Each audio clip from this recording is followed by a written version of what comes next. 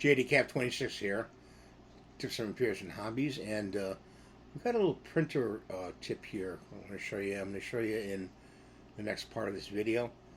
Stay tuned, and this will help you with choosing the rear or bottom tray of your printer.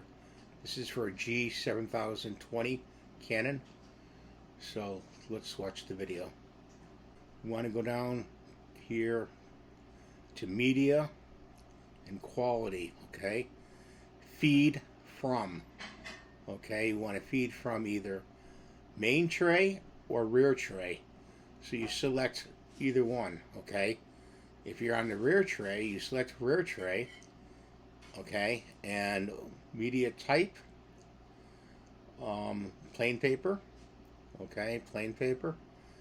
And then normal print, or you could go best or draft. Draft isn't grayscale, so go normal, print, close that out, save, and it's drawing from the rear of the printer now with that document.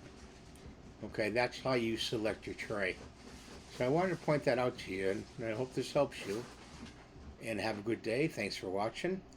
We'll see you next time. Bye for now.